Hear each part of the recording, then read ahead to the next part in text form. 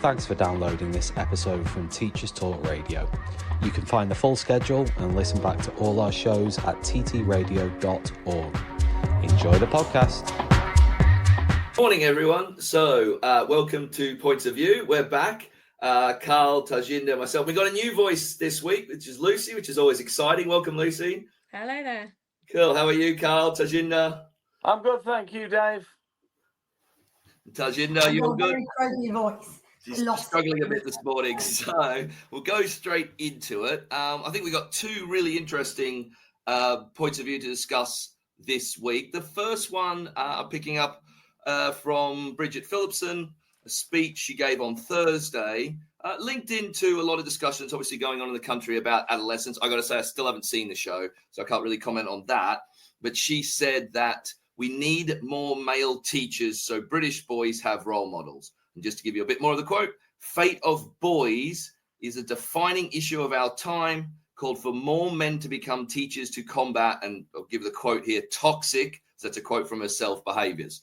So maybe Lucy, seeing it's your first time, do you want to go first? What are your thoughts on this?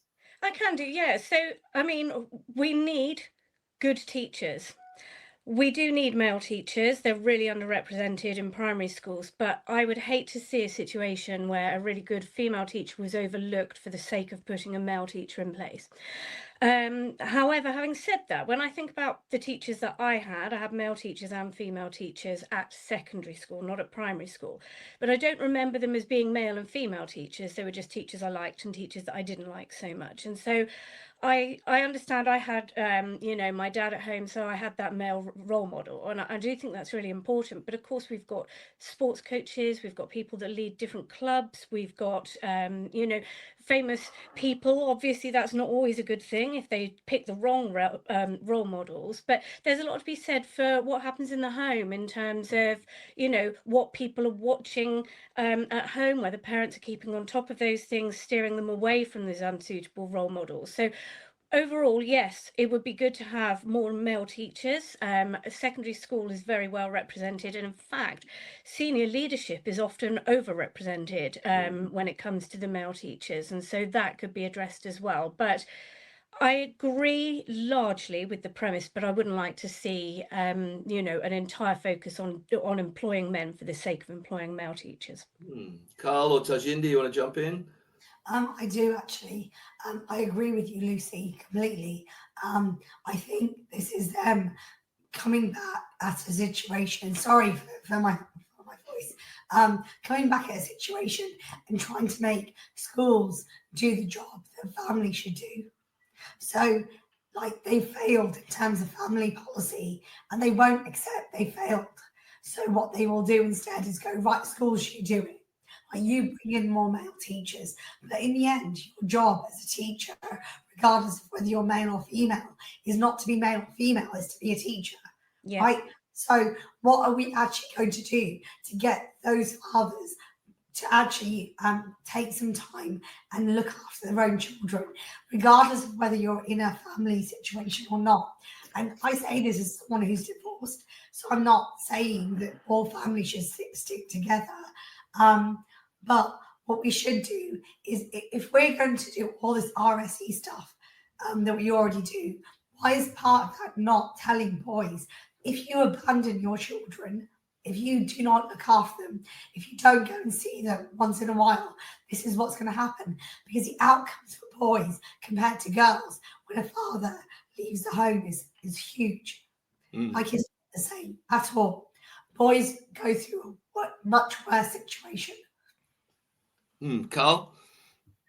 It's a really interesting one, I think, because if you look at the trends over time, so if you tend to look at cycles of 30 or 40 years, what you can find certainly in the UK, but I think that's replicated in most developed countries, is that in the 1970s, there was a much greater balance between men and women. So, yes, it's true that particularly in primary and most overwhelmingly in the nursery sector, women have always been in greater numbers. The proportion to which they were in greater numbers in the 1970s was less than it is now. So what's been going on over the last 30, 40 years is one of the questions that we need to answer.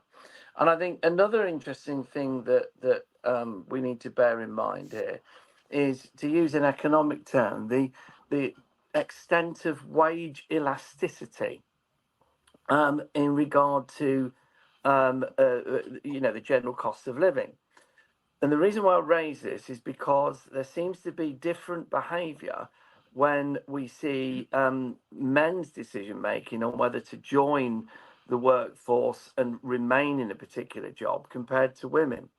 If I can just explain, it seems that men in teaching, but men generally, and this is for no reason that, good or bad, it just seems to be observable. Men generally are much more likely to be responsive to or sensitive to the relative wage in a profession. Now, it doesn't take us long to realise that there's been a significant erosion in the relative pay of teaching compared to other professions, other graduate professions, since, well, definitely since the 1970s, but actually over the last 20 years, a significant erosion.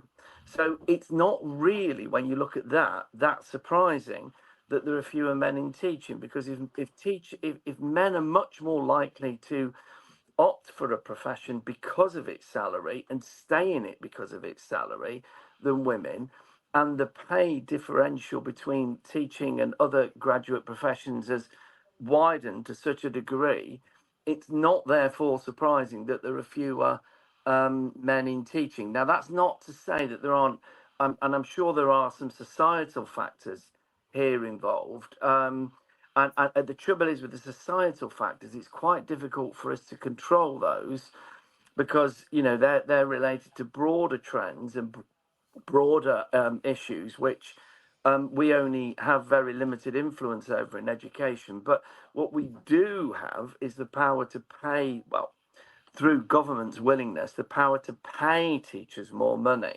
And if the pay differentials were restored, all the evidence suggests that there would naturally be more men and more women in trying to get into the profession and stay in the profession. Because the other thing, I'll finish, Dave. Sorry, Carl, you are literally evading the issue. And the issue is, why don't fathers themselves, who actually produce those children, actually take care of them? You're just evading the issue because it doesn't suit you. You're doing the exact thing that I'm saying, which is you in the Labour Party will literally evade the fact that you've produced rubbish family policy for decades. And you sorry. And then you go back into, schools are doing this. It's got nothing to do with schools. But I do think, Tarjinder, do with home. Just to come in on that, I mean, we're talking about teachers, we're talking about things we can control. I mean, to be fair on Carl, I don't think Carl or I. No, but Dave, we've got to go back to government and say, no, you don't turn around to us and say we must have more male teachers in a classroom for the sake of it, like Lucy said, because that won't make models. What will make a difference is your family policy, to sort your family policy out. But because people like Carl, who have been part of the Labour Party for so long, cannot control themselves, cannot have any conscience about the fact they got things wrong, we have to then go back into teaching and what we do and pay and conditions. It won't make a difference. Family policy will. I think to defend Carl, I don't think Carl's responsible for a long-term decline in sort of issues that I think are responsible for society and all governments. Right, so if he's going to do that, if he's going to go down that route and then turn around and sit here and go, it's to do with economic elasticity, to hell with that, quite frankly. It's to do with family policy, which you failed at repeatedly. I think my point is, I do think there is an issue, particularly when I'm looking at the numbers. Now I've lost it for a second, but there is just here we are. We're talking about a severe lack of teachers it comes about more in early education. So we've got very few numbers of male teachers in primary school. If you go down to nursery and early education, it's incredibly one in seven in nursery and primary, 1 in 33 in early years. Why is that, Dave? Because you scared them off in the first place, right? So when I first started becoming a teacher, it was basically if you chose to be a teacher in primary, and you're a male teacher, you were scared of all the stuff that might come around it, right? Yeah. So we were scared. Don't forget there was no touch policies in primaries. No touch policies in a primary school. Are you mad? Are you mad? Right? These are young children, and they will come and give you a hug. They'll want to sit on your lap if they're really young. Like, so many male teachers like, no, we don't want to do it because we don't want to be accused of doing something that we haven't done. For a start, Tarjinder, can I answer the you point? can. Is that all right? You can make a reasonable point, Carl, Yeah, and not down the party line. Can you make a point that is from your conscience and not from the party line? First of all, Tarjinder, I don't speak for the Labour Party. I've got nothing to do with what they do. So I just wanted to make that point on a personal level. But leave that to one side now. Leave that to one side. It's incidental. I actually agree with quite a few of the points that you make in terms of the wider social issues. And there has been an increase for reasons that you can understand, but there's been an increase in general awareness and concern about the the problems of, for example, child abuse and safeguarding issues, and those things are far more prominent in public discourse now than they were in the 1970s, and that probably does have at a subliminal level, it probably does have an influence over the thinking of some men, insofar as some men may feel it's not macho, or that there is something that maybe tells them that if they get into teaching, people might make assumptions about, their motivation or something of that sort, particularly in early years. And I agree with you. That is a wholly unhelpful line of thinking. The point that I was making earlier is there are things that we can control and there are things that we can't control. And within education and schools, the issue of wider society opinions is one that we can only from the outside observe. Whereas the issue, sorry, I'll just finish the point, Tarjinder. I'll just finish the point. Tarjinder. Of all people, just let me finish the point, Tarjinder. Whereas stuff on the curriculum to indoctrinate them. I'm not talking about anybody indoctrinating anybody. Whereas the issue of Tarjinder, can you just let it? We're getting too much. There are things we can control and things we can't. But you can control it. If you can say to young children, this is how you have to have sex, right, on the RSE curriculum, which is what you do. You can turn around to those young boys and say, this is what will happen if you abandon your children. And yet you don't say it. You will not say it. You will not put it on that curriculum. So why not? I've got no idea what avenue you're going down here, to Jim. No, I'm not the one that you can teach. I think the topic is, and we can teach things. Right? I think the topic is those things on purpose, because it does not suit you. All right. It's a luxury belief. It's a luxury belief that we can just have these single parent families and women can just do it all. And therefore, it'll be fine, right? We can just leave men to one side. They have no real purpose. And then what you do is sit there and go, oh, but we can't teach that. Why can't you teach it? I think what Carl's saying, Tarjinder, I'm just not to talking about. Yeah, sorry, Dave.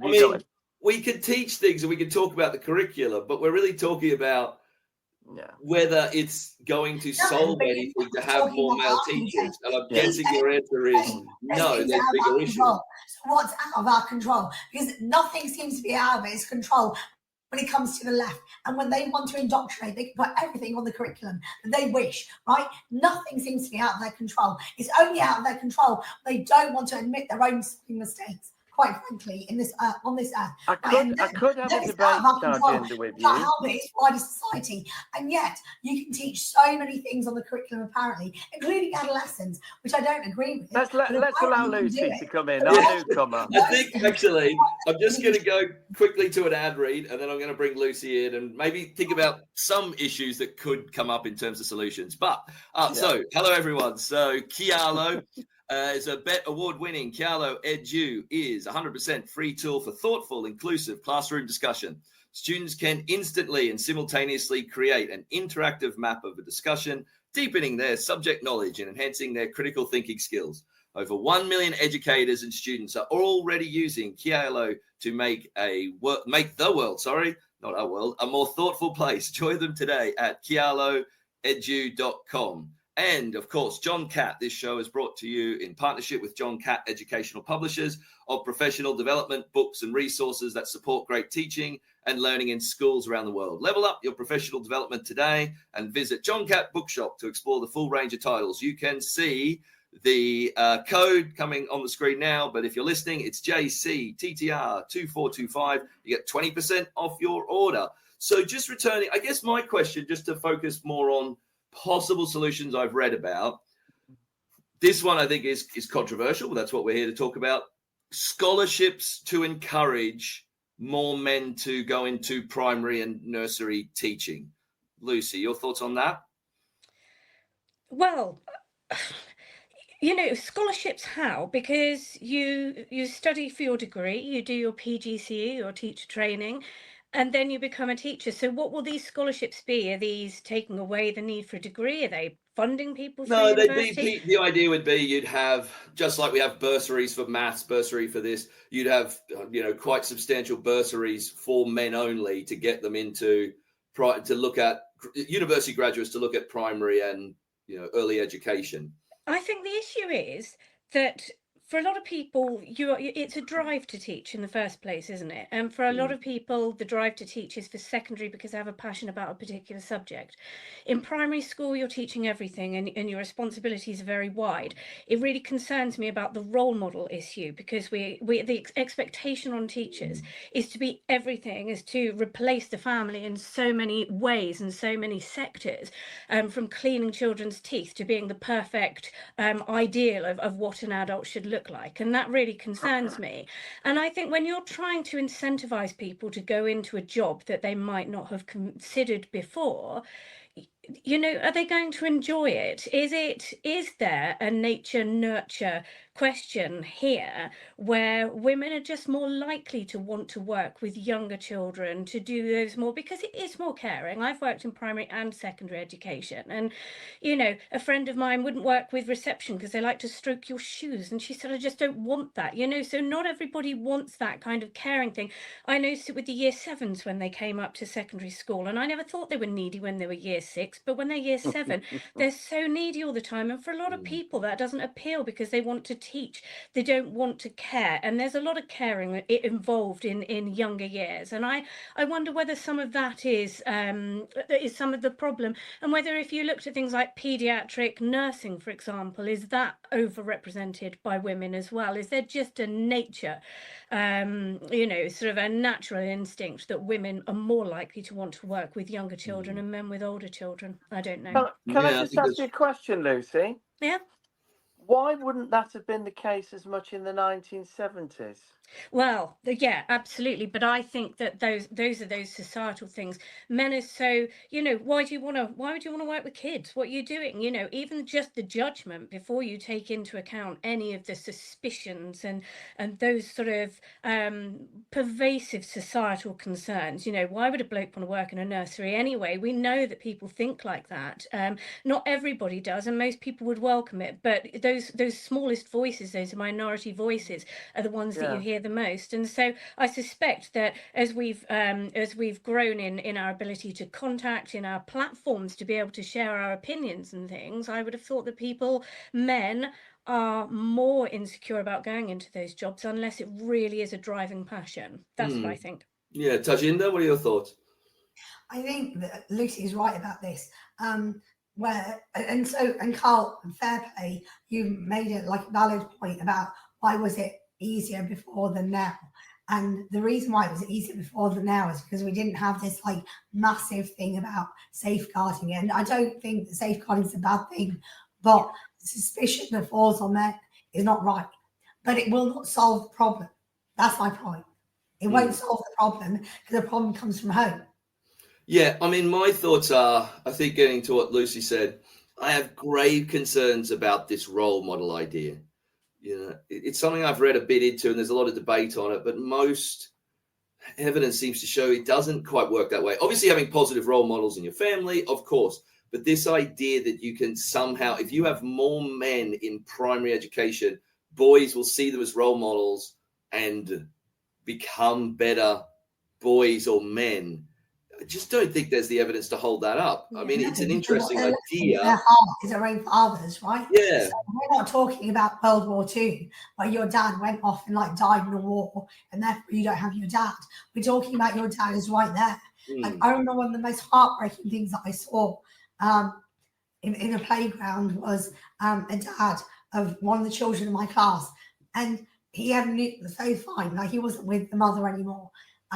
But he was with like a new girlfriend. He went and picked those children up and didn't even say hello to his own children. Do you see what I'm saying? Like, he didn't even say hello to them. That was devastating for that child to just be walked past. Like that's his dad. Like, you should at least say hello to your own kids, right? Yeah. And he didn't. So I think you're right that we can't just go like plonk you in, you'll be a role model, and they will try their best and they will be something to those children. Don't get me wrong, they won't be nothing. They can't replace that relationship. What are your thoughts, Carl?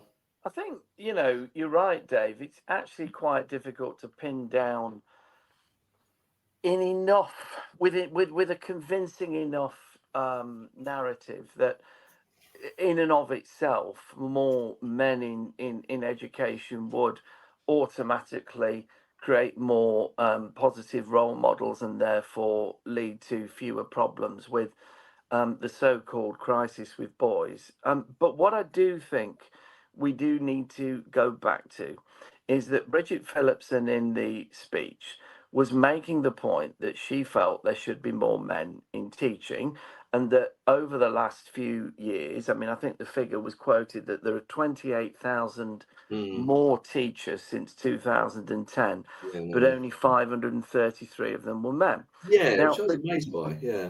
That now, I mean, if you take the premise that other things being equal, it would be better if more men wanted to work in education and stay working in education, then you have to think as a policymaker, as a government, what are your main levers for doing that? And you gave an example, which is one of many, where it was cited that possible scholarships or bursaries to encourage men into teaching could be an idea. I'm not a huge fan of those sorts of things. Primarily, I think positive discrimination, which is sort of what it is or what it would be, only creates resentment, and all it would do is it would feed a perspective that men were opting to take the route of education, teach training, simply to get the money, and that so I'm not sure, I'm not convinced by that. But what I am saying is that the unpalatable truth, the truth that no government wants to hear, because obviously they've got other economic priorities, is that if you constantly erode the real terms value of working in teaching internationally, this is PISA evidence, PISA evidence, internationally, you will get fewer men working in the profession. And therefore, if you genuinely want to actually increase the number of men who want to teach, and then it's up to men and women to compete, as Lucy said, I would hate to be in a situation where you actually favoured a man over a woman simply because you felt you had to employ a man. I think that would be wholly wrong. But I do think if you genuinely want more men to be competing against women in, terms of jobs in education, what you do is you restore the real terms value of pay in education. But how much would that cost? That's expensive, but that will have that effect. All the evidence internationally seems to suggest that would have that effect. But the uplift would have to be so huge. It would have to be, you're not going to be incentivized by an extra £2,000 a year. So it's going to have to be an enormous amount of money. And that money isn't there. There are so many cost pressures on the government that to do a big uplift to make teaching more attractive, if that's what you're saying, actually, once you get into the job as well, you then see that for all the money in the world, there are lots of people who leave the profession regardless of the pay because they'd rather be paid less to do something different because of the work pressures within the job. So I'm not convinced by that. Hi secondary school teachers, we're Apps for Good, and we give schools like yours free introductory computing courses. Our courses are for everyone, including those who aren't computing teachers, and they're fully equipped with resources mapped to the UK computing curriculums. Independent learning is central to our courses. Your students will develop essential and digital skills by working in teams to create prototype apps. We'll even connect you with industry volunteers to give real-world feedback. Let's empower every young person you teach to shape their future with technology. Speak to us at www.appsforgood.org. Did you know that every year, half of disadvantaged children who are top attainers at primary school don't go on to achieve top GCSE maths results? At Axiom Maths, we exist to change that. Our fully funded programme helps schools nurture young mathematicians through weekly face-to-face maths circles, where pupils tackle challenging and exciting problems outside the national curriculum. With just under £3,000 annual funding, expert training and quality resources, we give schools everything they need to inspire the next generation of mathematical thinkers. Want to make a difference? Visit axiommaths.com today and join over 400 schools delivering math circles across the UK. Meet 2025 BET Award winner Kialo EDU, the 100% free tool for thoughtful, inclusive classroom discussion. On Kialo, students contribute instantly and simultaneously to create an interactive map of a discussion, deepening their subject knowledge and enhancing their critical thinking skills. Set tasks, track participation, and provide personalized feedback in just a few clicks. And since it's compatible with all your favorite LMS platforms, it slots seamlessly into your existing workflow. Over 1 million educators and students are already using Kialo to make the world a more thoughtful place. Join them today at kialo-edu.com.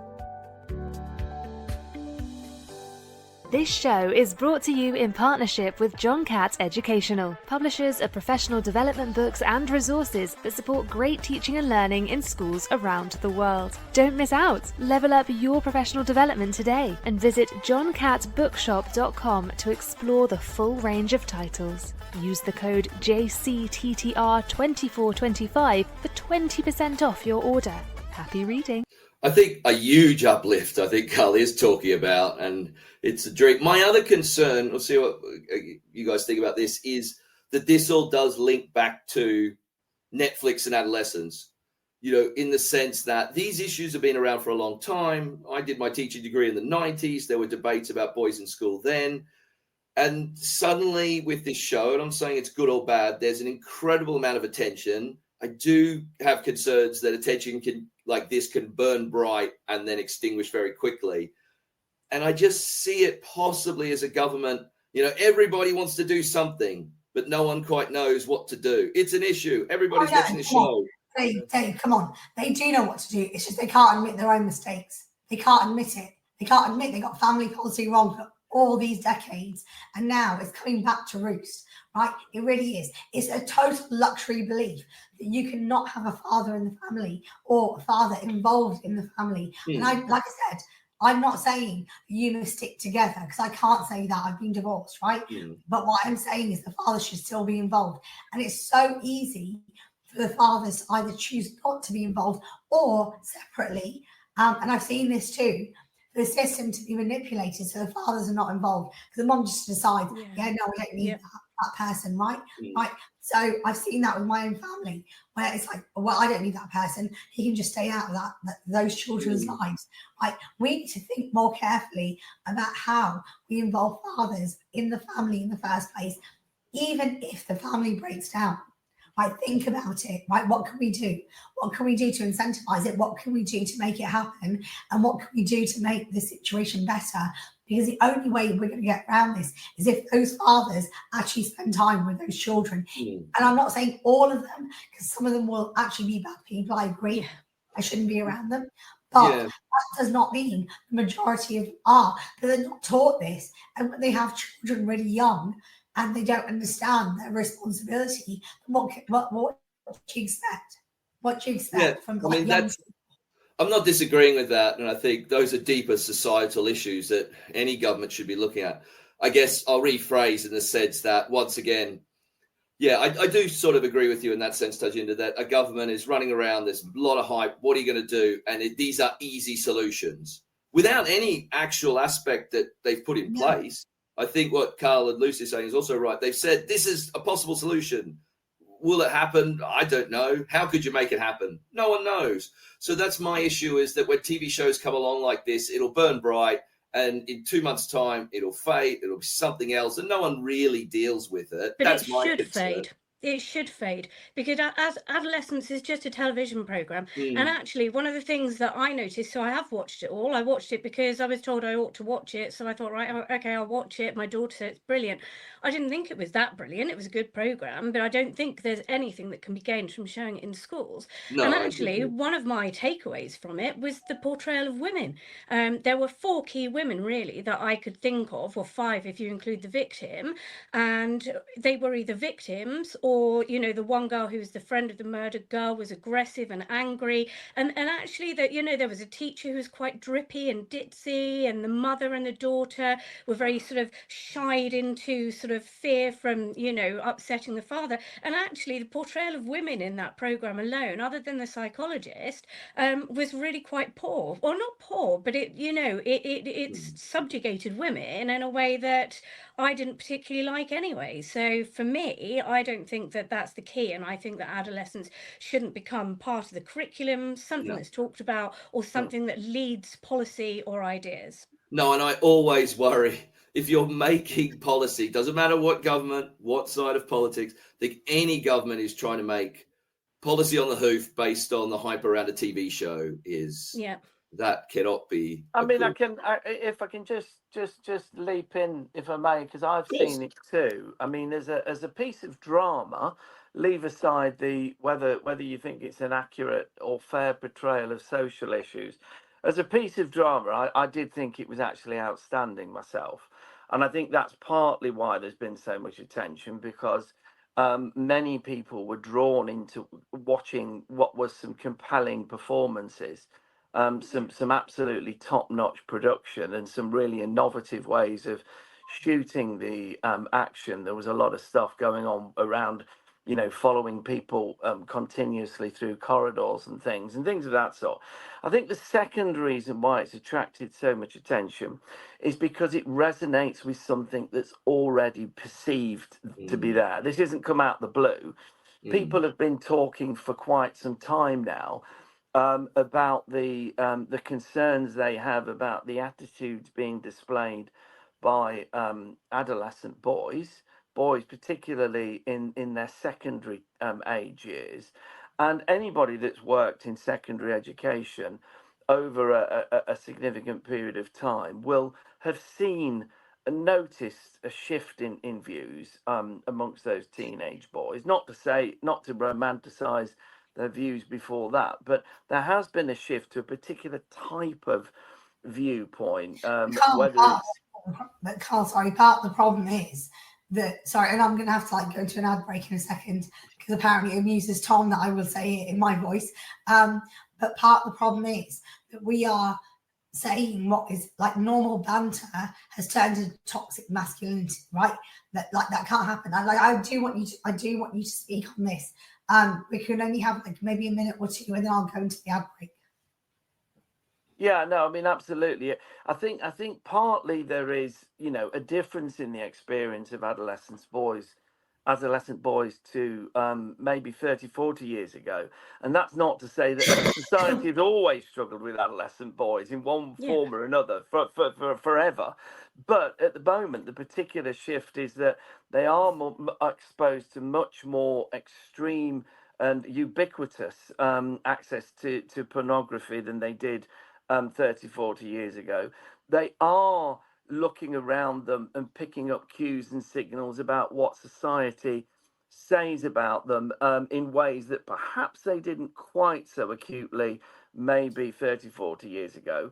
And then of course you throw into the mix the whole influence of the internet, conspiracy theories, social influencers on social media sites and so forth. And what that does is it creates a particular public discourse which boys reflect. And I think that's what we're seeing in schools. And it is a concern. It isn't healthy. It isn't positive. It isn't good for boys, and it isn't good for anybody else either. And I think that's why the show has resonated. And I don't think the government would make schools, show it. I think that's just a. But what I do think is that. No, I don't agree with that, Tarjinder. I think it's newspaper hype. I agree with Carl. I don't think anybody seriously in 2 weeks is going to remember that it should be shown in schools. I just don't believe that'll ever happen. Should we go to an ad? We better move on to our next topic, Tarjinder. Do you want to do the ad read? Sure. Kialo Edu, best awarded, and honestly, Tom, I can't believe you're making me do this. My best award-winning Kialo Edu is 100% free tool for thoughtful, inclusive classroom discussion. Students can instantly and simultaneously create an interactive map of a discussion, deepening their subject knowledge and enhancing their critical thinking skills. Over 1 million educators and students are already using Kialo to make the world a more thoughtful place. Join them today at Kialo scoreedu.com. John Cat.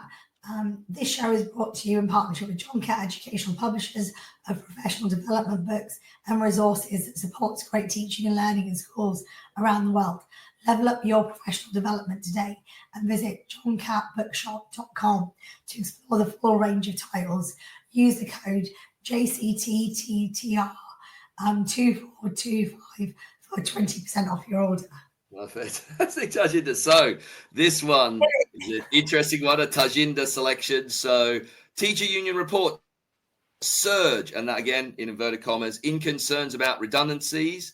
The NASUWT leader, Dr. Patrick Roach, has reported a surge, again in inverted commas, in requests for support from members facing redundancies, warning funding cuts will prompt more industrial action ballots in individual schools and trusts. He said the union would wait, though, to see the government's response to the school teachers review body recommendation before making a decision on whether to ballot its members for potential national strikes.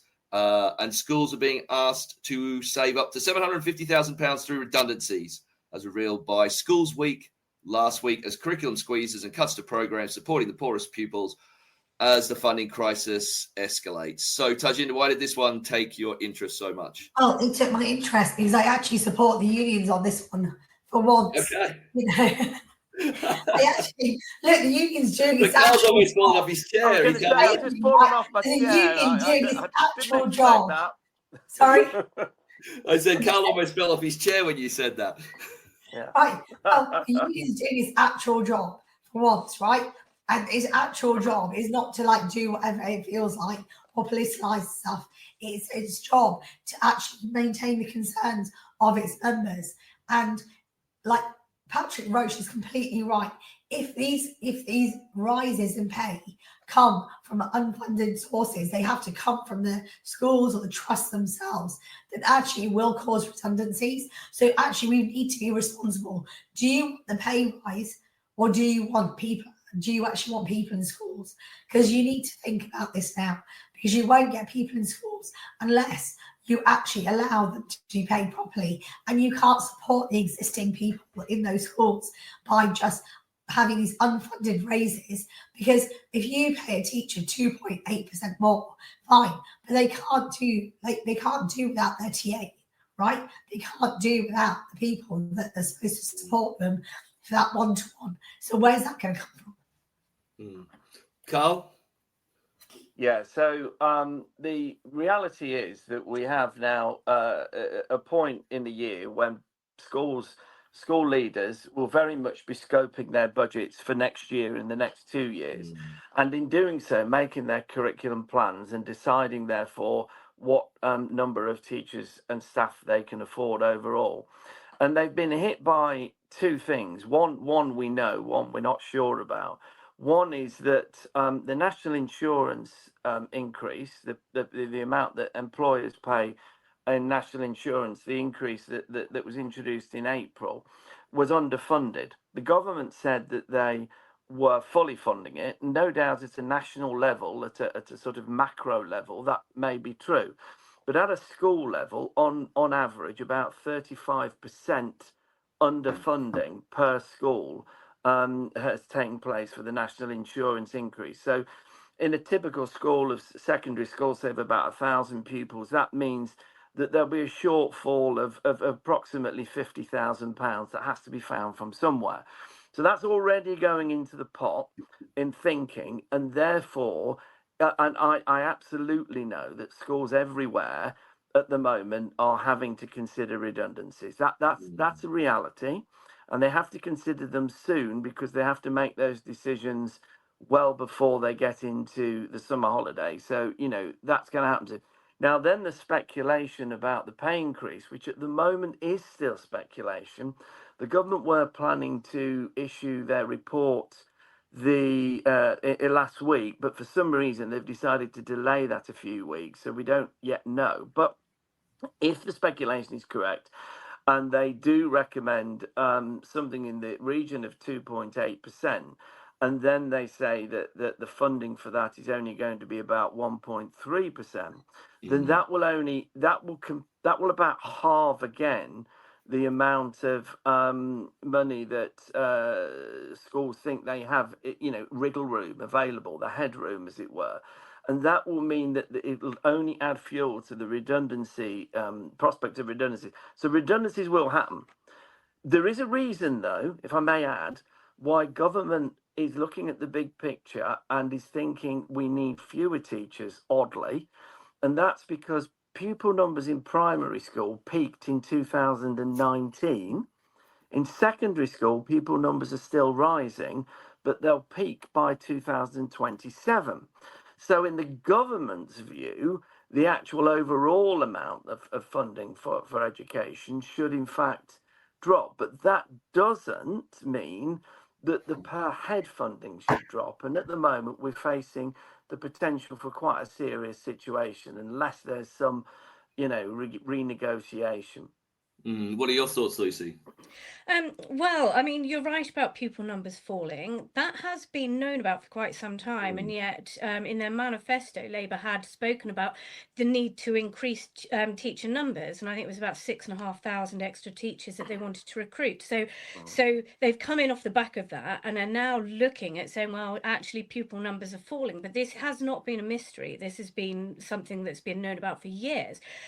So I'm a bit surprised by that. But we also have to think about the complexity of need in schools now. Things have changed. We have so many more identified special needs, so much extra support needed in classrooms. And of course, the first place where the cuts are made is in that support. And like Tarjinder said, the idea that you can go back to a situation where you teach without teaching assistants in a school, for example, like they used to when I was at school in the 80s, is for the birds, because there are so many needs and we are so much more, with less, we have more understanding about the conditions such as ADHD and things, and those children no longer get wrapped over the knuckles. They get given extra time, they get taken out to, extra classrooms and things like that. And so that money still needs to be there. I don't think the fall in pupil numbers will be comparable to the rise in spending need in the future. So that would be my opinion. I was an HLTA, and I was really worried about having to break the news that I was leaving because, we were a really good department and I felt really bad about it.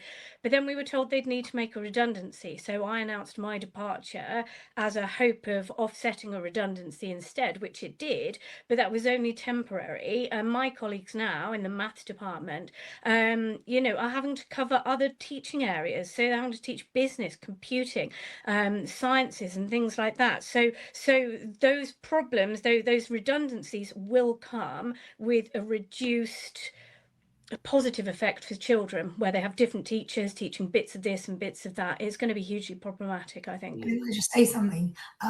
So I had this realization a couple of weeks ago, which is I believed that we would have these COVID, the lockdown children, and they would come into school and then we would somehow catch it up and make it up, and it'd be fine. It'd be a one-off thing, right? Speech and language, maybe additional special needs. But then it hit me that actually that's not going to be right, because the way that they've been parented is the way they've been parented, and those parents are going to parent the next lot of kids they have the same way. So we're going to have multiple iterations of this now for a while. So if you're brought up in front of a screen, you can't feed yourself at 4 years old, which there are children who cannot do that, then we're going to have another iteration in 2 years' time, 3 years' time, and whatever, right? So what Lucy's saying about the level of needs is not wrong at all. The level of needs would still be there, because if you did not teach your children how to speak properly, well, you're not going to teach the second one any better, right? It's just not going to happen. And so we're going to still be stuck with those needs. So how are we going to meet them? Yeah, I saw one of the comments from one of our listeners saying education is no longer a priority. I just want to pick up on that. I sort of disagree. I'm not saying no way am I arguing that. Come on, it's not. It's not a priority because Bridget Phillipson does not care about education. Okay. She cares about her job of being a leader, is what she cares about. Let's be real here, right? We've gone through this debate many times, and I know I'm not totally disagreeing with you, but I just say I can't comment on stuff I don't know Bridget Phillipson. ASCL wrote that schools bill, right? It's open secret. So the fact that she couldn't even be bothered to write that bill and actually pay attention to it shows you everything. So there is a truth in the fact that it is falling lower in the government priorities, because the government, even if the education secretary does not prioritize her own, job, then what is there? If she thinks there's something better I can go for in 2 years' time, and that's what she's prioritizing, then of course it's not going to be prioritized. I think, I'm going to disagree. I'm not going to talk about Bridget Phillipson, and I'm not going to get into this idea again. But I do think they're just buffeted by so many things. A contrast. They're buffeted by so many things. I know, but what I'm saying is there is no. I'm not defending them. Let me finish my thought. Why are you giving them special license to be a poor government, right? No, I'm not saying that. You wouldn't say it to the Liberal Democrats, and yet here you are, Labour Party. Oh, poor them. No, not poor them. Sort it out. It's your job. Never saying, it's your job. I'm not disagreeing with that, and I'm not actually disagreeing with you. I'm saying, because buffet is not the right word. There's too many contrasting priorities that they can't get straight without enough money. It just came back to me when Lucy was saying about SEND. SEND is in crisis. The government published a white paper saying that schools need billions of pounds for that. Now they're talking, that goes along with 6,500 new teachers. Now, over the course of Parliament, when I think the first promise was per year, and they've realised that can't happen. But we've also got an economic situation that's difficult, across the world. They've created in the first place a stupid just so many issues. Policies.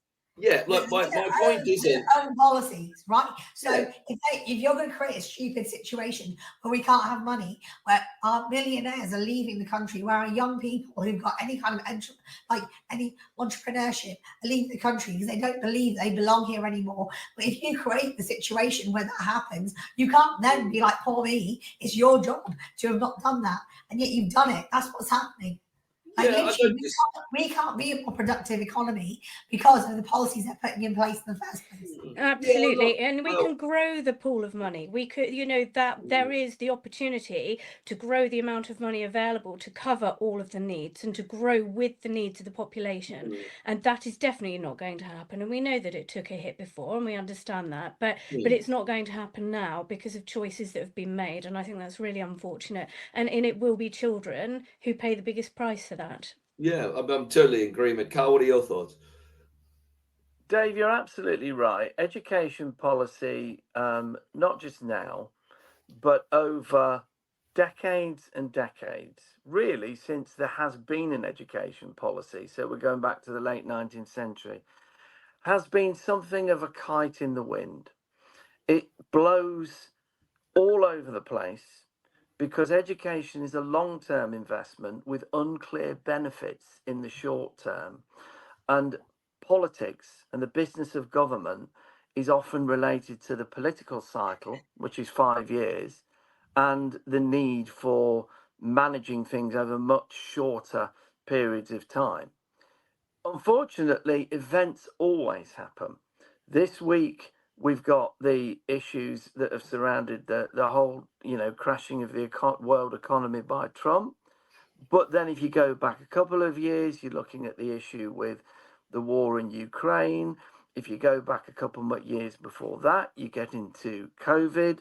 If you go back 4 or 5 years before that, you get into a long period of severe austerity that followed the financial crash of 2008. The benign periods, when there aren't big challenges going on, are relatively short. The periods when there are big economic challenges going on are relatively long. So historically, education always gets put to the back of the queue, or leastways it gets put down the queue, because those things happen a lot and governments have to deal with them a lot. The problem is that in the long run, education consistently gets underfunded, and then in the long run, society literally becomes less skilled and less productive. So it's balancing long-term and short-term concerns, and that's a problem that governments have to face. But I'm afraid that the British government, and in fact, the American government too, over the last sort of 4 or 5 decades particularly, have been particularly poor at prioritizing longer term decision making, which is what actually business want, and not being buffeted around by short term thinking and the need for short term quick wins. You are avoiding an issue, which is that left wing governments in this country have produced worse education policies going. They've produced it repeatedly, and they're producing it again. That's your issue. That's not the issue with. They choose to do that, and the only time that's your issue, Tarjinder. That's not the one that we're discussing. Yeah, but that's not the point, is it? I know that's what you want to say, but that's not the issue we're discussing. That's all I'm saying. But it relates to it because you're talking about policy and how policy can be made. I think you look at everything through the same prism, Tarjinder. You support a party that is rubbish at producing education policy, like repeatedly, and also. I don't think anybody's in doubt, Tarjinder, about which. I don't think anybody's in doubt about which party you support, but that isn't the issue. That isn't the issue we're discussing here. We're not discussing which party you support. We're discussing what to do about the current redundancy problem. It does matter, actually, because if you repeatedly support a party that has rubbished education over and over and over again, then you're going to have to take responsibility for the fact that it's happening again. You're going to have to take some responsibility at some point. Like I said, one of the reasons why I, as someone who grew up as a left-wing person, left the left wing as far as I'm concerned, is they've got no conscience. They've got no ability to admit their own mistakes. They keep repeating those mistakes over and over again. Why do we have these economic issues now? Right, it's not just Trump, thank you. It's other things too. Tarjinder, we get it. We get it. I think we're getting excited. I don't want us to become debating economic issues on the world scale, Tarjinder. They put things in place that we knew would mean less entrepreneurship, less economic growth, less growth of the economy, right? So you can't just go ahead and do that and say, oh, well, I could have a discussion with you about economics. I could have a discussion with you about economics, Tarjinder, and I could talk about the last 15 years of government if you like. But I would, if I were you, focus on the issue that we've got, which is right now. What do we do with the question of redundancies? That's what we're trying to kind of bottom out. Because that's a patronising comment. I can discuss that with you, but I'm not going to discuss it with you because that's not the issue we're debating today. No, is the issue, is part of the issue, right? So the fact that these redundancies are going to happen is because of unfunded rises for schools. Why are they unfunded? Where is the money going to come from? It can't come from anywhere because they've screwed up the economy. Thank you.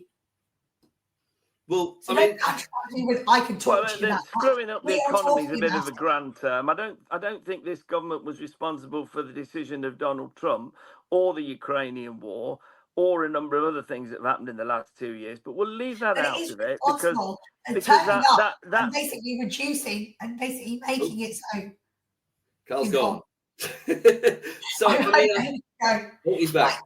But it is responsible, Carl, for the fact that it came in with net zero policies, which were going to always screw over this economy, right? I don't think we should be litigating. I know what you're saying, Tarjinder. I know you feel very deeply about it, and I have no arguments with that. And it's Sorry, something I you're think I clearly lost very my passionate on. connection. However, I'd like to just refocus us back onto the redundancies, and just look at this for the last bit of time we have.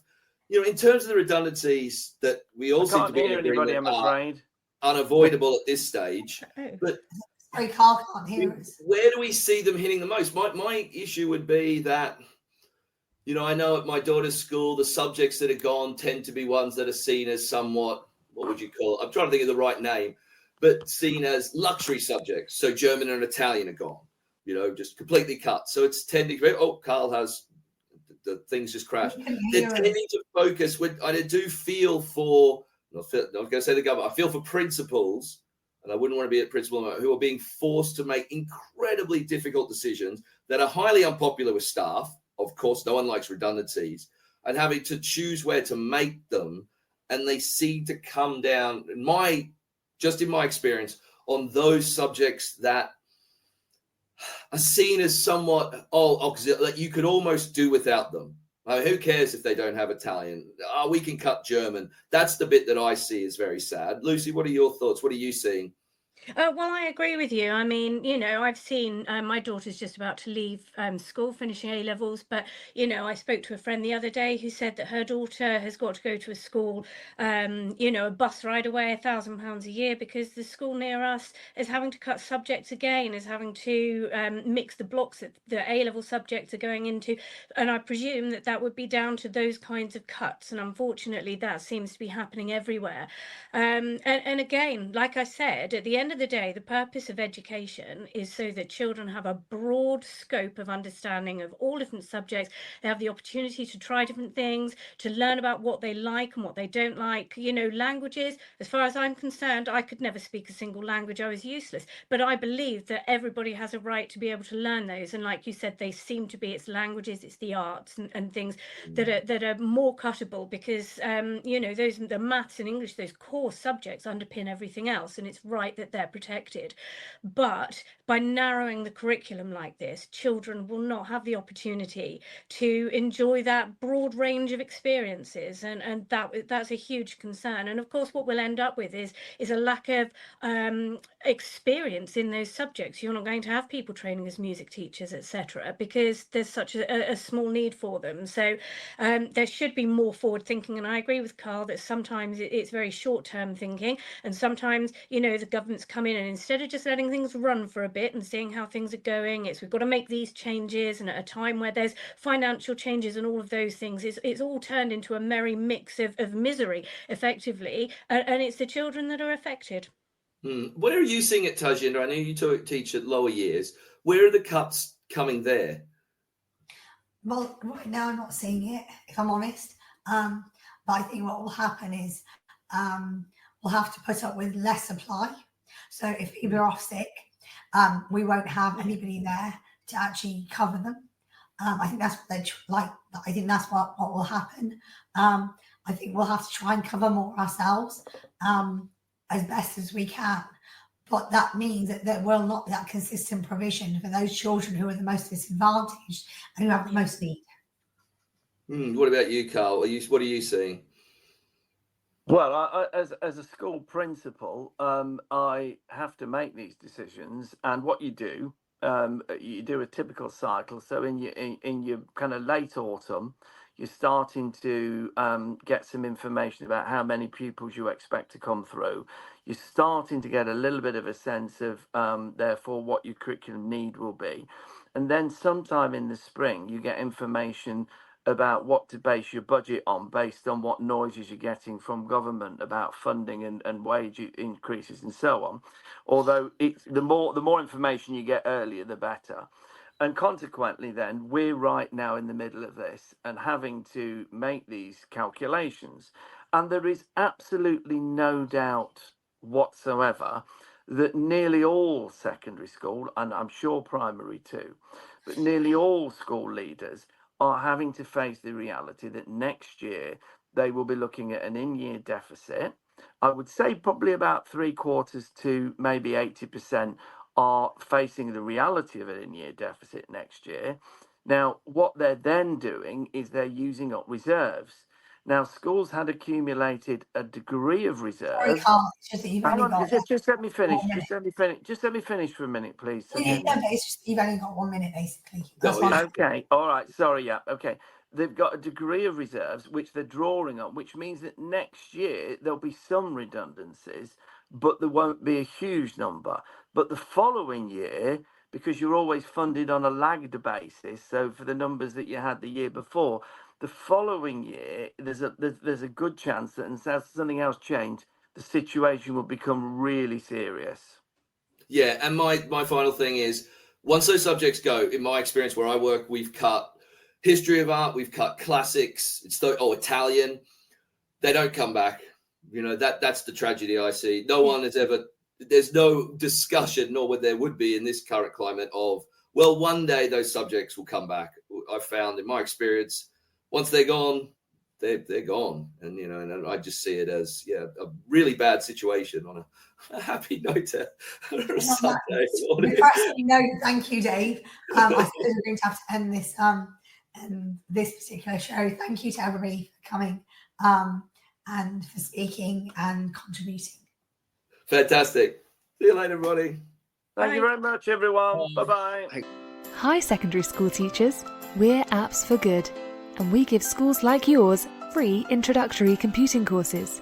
Our courses are for everyone, including those who aren't computing teachers, and they're fully equipped with resources mapped to the UK computing curriculums. Independent learning is central to our courses. Your students will develop essential and digital skills by working in teams to create prototype apps. We'll even connect you with industry volunteers to give real-world feedback. Let's empower every young person you teach to shape their future with technology. Speak to us at www.appsforgood.org.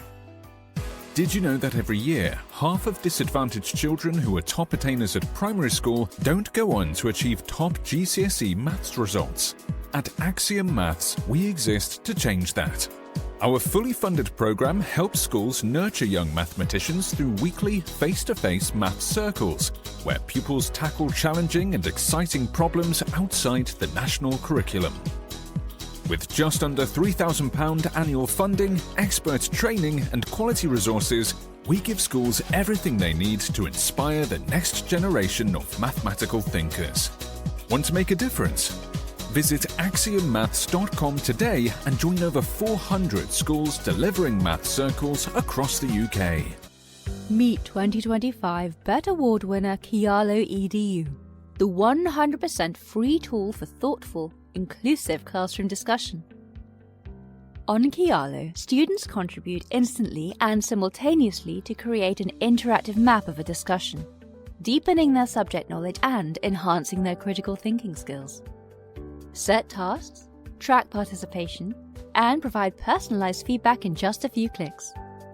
And since it's compatible with all your favorite LMS platforms, it slots seamlessly into your existing workflow.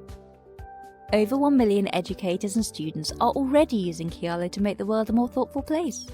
Join them today at kialo-edu.com.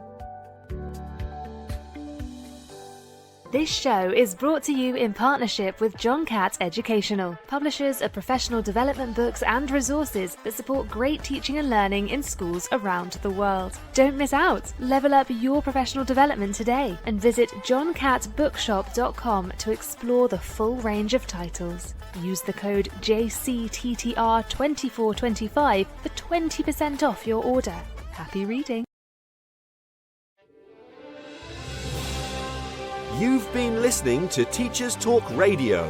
Tune in live and listen back at ttradio.org. We look forward to hearing from you next time on Teachers Talk Radio.